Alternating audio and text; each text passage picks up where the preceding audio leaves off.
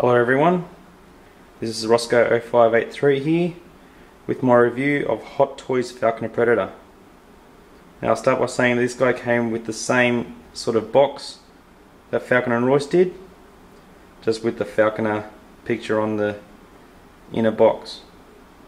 We'll start by looking at his accessories. Firstly, the classic Predator skull, which the Super Predators hunt. This actually looks unbelievable. The paint app and the actual craftsmanship of sculpting this is absolutely amazing. I can see why people are paying up to $80 in the first week of this release just to buy this accessory. It's really nice. Just be careful with the mandibles. They probably can't take much of a beating, so try not to drop it because it's going to be very expensive or hard to find a new one. It comes with the same 3 blades that Berserker does. I've used the long one on mine. You got the small, medium and large ones usually. I've used the long one on mine to replicate the scene against the Yakuza.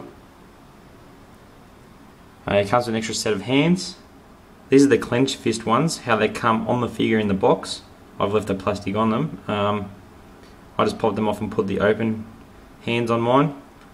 I think the open hands look a lot nicer on the Super Predators, but I usually use the clenched fists on all my other AVP Predators. But the open ones look really nice on Falconer.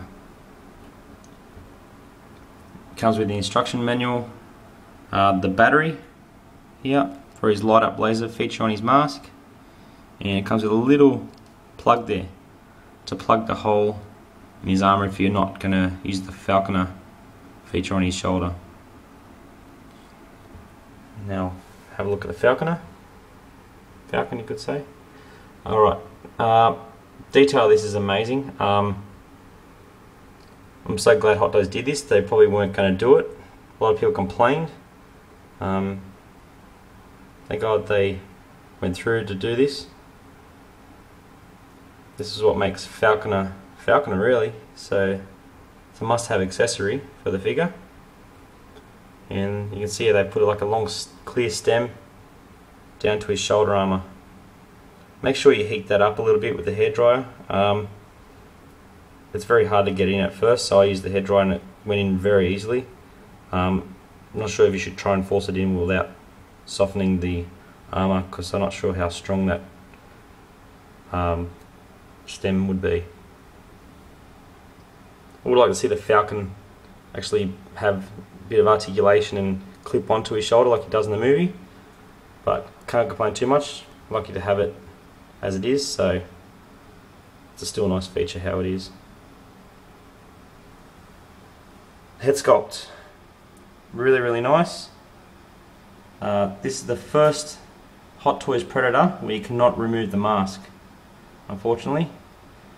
But I think it adds mystery to the character. You never saw his face in the movie, and most of the Predators you display with the masks anyway, so I don't think it's a big problem. They're probably going to do the same thing for Tracker. You never saw his face either. When they do release him, I don't think he's going to be able to pull his mask off either. You probably just have to attach his tusks into 2 slots probably, I'd say. That's how they'd make it.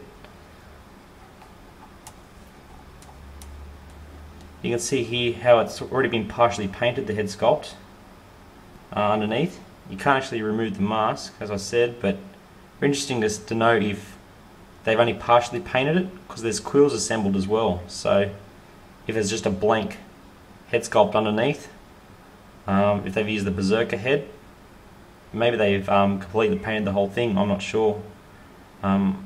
Maybe someone down the track will buy a spare head sculpt and pull it apart and have a look.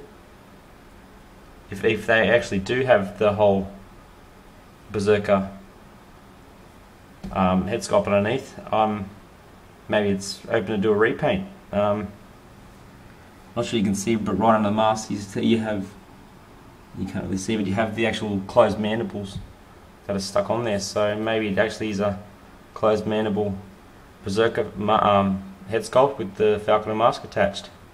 So I still like it with it on, the mask on, and pretty happy with it anyway, but someone down the track might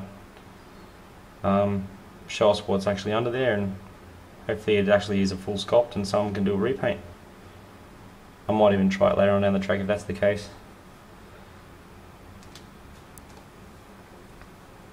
Okay. The dreads, I reckon they're the best dreads so far between him and Berserker. Berserkers look really nice, but this has a bit more detail, and just the different shades of brown, the coils around them, they seem to flow really nicely. I actually had to put a hairdryer on these for a little bit on low speed just to straighten some out. Like sometimes in the box you pull them out and a lot of them are really bent and curly at the bottom. So the hairdryer straightened them out. Has a little switch just there for his light up mask feature, which is pretty handy and easy to get to.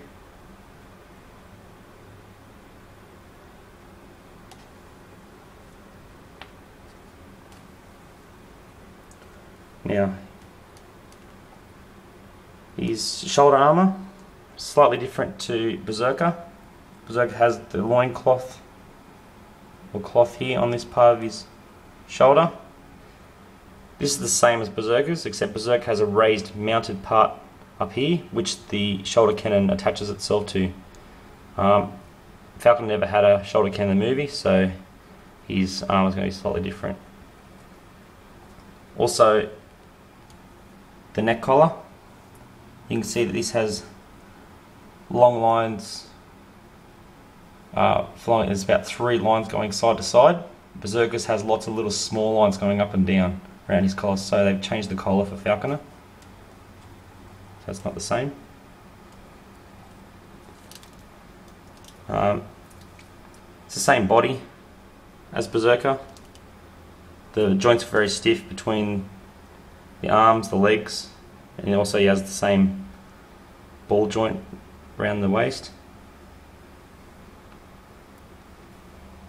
The paint app I thought was going to be very hard to beat with Berserker. I thought Berserker was going to be hard to beat, but Falconer's just it's gone to another level, I think. Just the colours seem to blend a lot nicer. You go from the green shades to like a brown to the cream.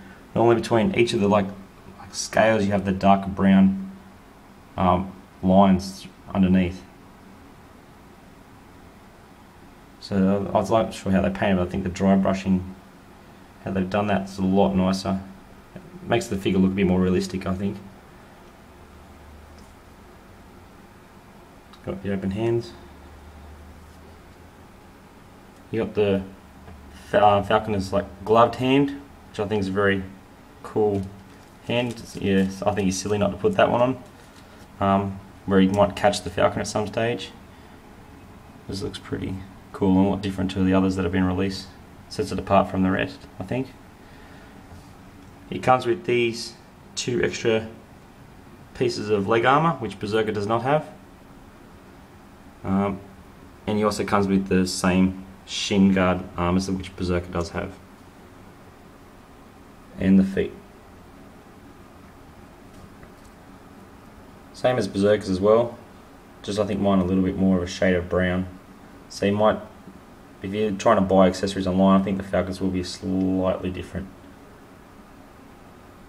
But you probably couldn't tell if you did attach it to Berserker at some stage, if you did lose or break a foot off Berserker.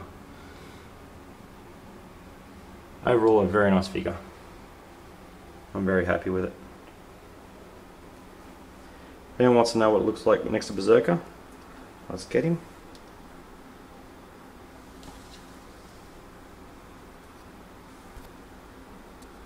There they are. They look really nice together.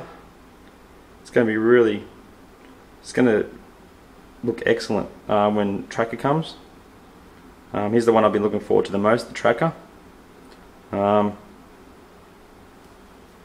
He just seemed to do more in the movie until Berserker came along. Hopefully Hot Toys releases him very soon. Can't wait.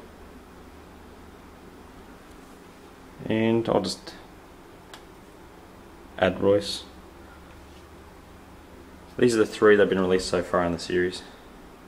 Hopefully they do Tracker very soon and they do a classic. Hope you've enjoyed this review. See you guys next time.